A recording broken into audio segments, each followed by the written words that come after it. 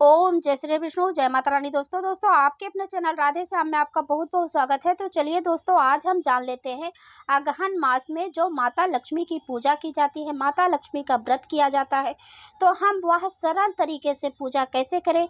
यदि हम गुरुवार का व्रत करते हैं तो साथ में लक्ष्मी माता और भगवान श्री विष्णु की पूजा कैसे करें, जो कि हम केला के जड़ में पूजा करते हैं। तो चलिए देख लेते हैं एकदम सरल विधि। तो देखिए, जहाँ भी हम पूजा करते हैं तो सबसे पहले हम हल्दी का चौका लगा लेंगे। तो ये देखिए, इस प्रकार से हम हल्दी थोड़ा सा डालकर ऐसे चौका लगा लेंगे, यानी हम स्थान को एकदम शुद्ध कर लेंगे, पवित्र कर लेंगे। और फिर इसके बाद हम कुछ रंगोली से ऐसे सजा देंगे। तो ये देखिए, रंगोली हो या फिर कोई कलर हो, कुमकुम हो, तो आप उससे भी सजा सकते हैं। तो इस तरह से आप सजा लीजिए। और अष्टदल कमल जरूर बनाना चाहिए, क्योंकि माता लक्ष्मी को अष्टदल कमल बहुत ही प्रिय होता है। तो इस प्रकार से ऐसे अष्टदल कमल भी आप बना सकते हैं। और फिर इसके बाद हम केले का पौधा इसी में रखेंगे, क्योंकि हम केले के पौधे में पूजा करते हैं। क्योंकि गुरुवार का व्रत जब हम करते हैं तो केले के जड़ की पूजा जरूर करनी चाहिए।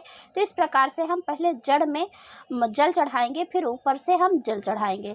तो इस प्रकार से हमें जल चढ़ानी चाहिए, पौधे को सींचना चाहिए। और देखिए, हम माता लक्ष्मी को भी यहीं विराजमान करके उनका भी पूजन करेंगे, क्योंकि बहुत से लोग माता लक्ष्मी का अगहन मास में पूजा करते हैं, व्रत रखते हैं। तो इस प्रकार से बहुत से लोग जटा वाला नारियल बनाते हैं, उसी को माता लक्ष्मी का स्वरूप देकर उनको सजाकर आप पूजा करते हैं। तो देखिए, हमने एकदम सरल विधि से माता लक्ष्मी और श्री हरि विष्णु की पूजा एक साथ की है। तो देखिए, हमने जल चढ़ाकर केले के जड़ में पूजा कर लिया है, यानी जल चढ़ा दिया है। फिर माता लक्ष्मी को भी हम जल अर्पित करके स्नान करा दिए हैं।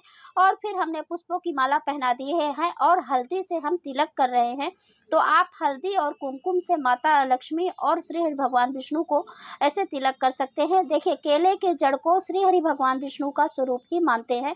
तो जब हम श्री हरि भगवान विष्णु का पूजन करते हैं, व्रत करते हैं, यानी गुरुवार का जब व्रत करते हैं, तो केले के जड़ का ही पूजन करते हैं। तो इस प्रकार से हम केले के जड़ में ऐसे श्री हरि भगवान विष्णु का स्वरूप मानकर हम ऐसे पूजन कर रहे हैं और साथ में माता लक्ष्मी की भी पूजा कर रहे हैं।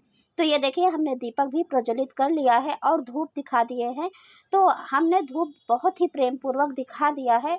और फिर इसके बाद हम माता लक्ष्मी और श्री हरि भगवान विष्णु को भोग समर्पित करेंगे। तो ये देखिए, सबसे पहले हम माता लक्ष्मी को बतासा डालकर दूध का भोग समर्पित कर दिया है और श्री हरि विष्णु को हमने मिठाइयों का भोग समर्पित किया है। इस पर आप थोड़ा सा गुड़ और चने की दाल का भी भोग लगा सकते हैं, क्योंकि भगवान श्री हरि विष्णु को गुड़ और चने की दाल का भोग अवश्य लगता है गुरुवार व्रत में। तो इस प्रकार से आप भोग लगा सकते हैं। माता लक्ष्मी को भी हमने मिष्ठान का भोग लगा दिया है। और इस प्रकार से हम जल जरूर वारेंगे, क्योंकि जब भी हम भोग लगाते हैं, भोग समर्पित करते हैं, तो जल जरूर वारना चाहिए। ऐसे जल घुमाकर आप पृथ्वी पर गिरा सकते हैं। ऐसे आप लोग देख सकते हैं कैसे हमने किया है। और फिर बहुत ही प्रेम पूर्वक हम आरती करेंगे। आप माता लक्ष्मी की भी गाकर आरती कर सकते हैं, या फिर ओम जय जगदीश हरे आप श्री हरि विष्णु की भी आरती गा सकते हैं। और आप यह जो दीपक रखा है, इसमें से भी आरती कर सकते हैं, या फिर आप अलग से भी कपूर से आरती कर सकते हैं, या फिर अलग से दीपक भी आप प्रज्वलित कर सकते हैं। और फिर आरती करने के बाद जल जरूर वारना चाहिए। तो देखिए, हमने जल वार दिया है। और हाथ जोड़कर क्षमा प्रार्थना भी जरूर करनी चाहिए, क्योंकि कितनी भी अच्छे से पूजा करें, कुछ ना कुछ भूल चूक हो ही जाती है। तो इसीलिए क्षमा प्रार्थना अति आवश्यक रहता है। तो आप क्षमा प्रार्थना जरूर करें।